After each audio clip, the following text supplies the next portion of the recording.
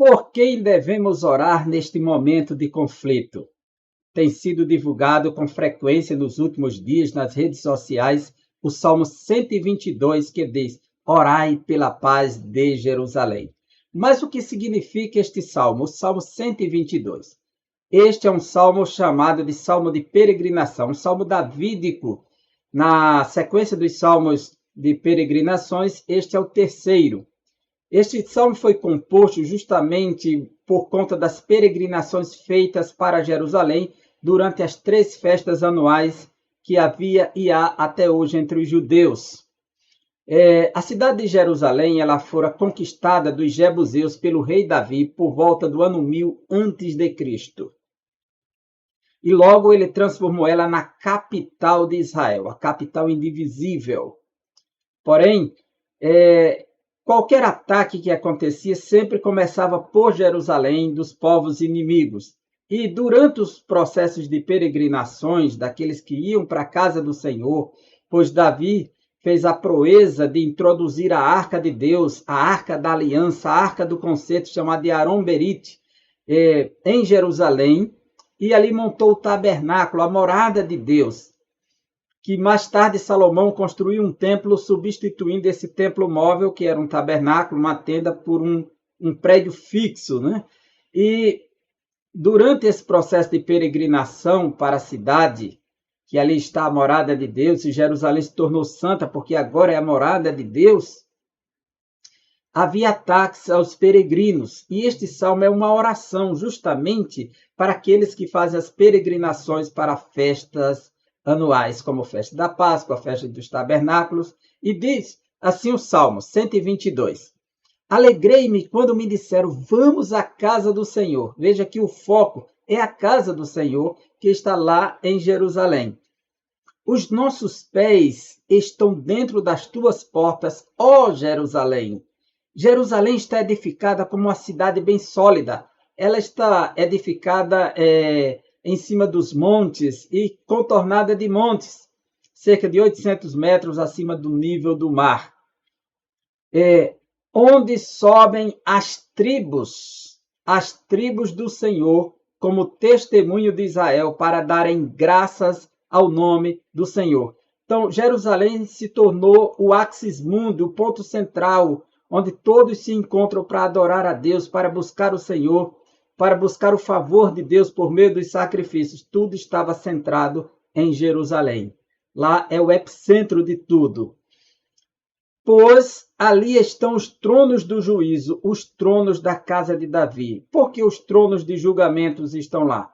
Porque ali estava o palácio real e onde se estabelecia a lei e se julgava todas as causas dos povos. Então, está centrado ali o governo em Jerusalém.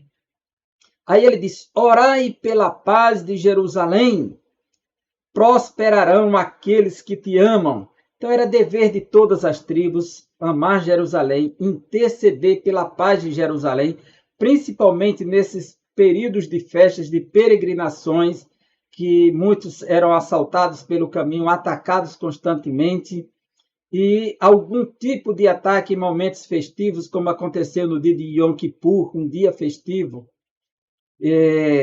Diz aqui, haja paz dentro de teus muros e prosperidade dentro dos teus palácios.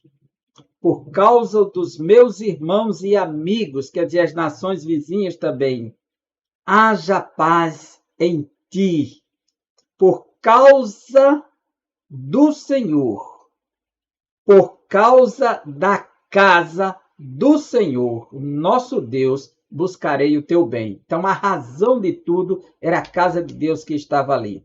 Era o templo de Deus, era a morada de Deus, que deveria se buscar o bem de Jerusalém, porque ali estava a casa de Deus.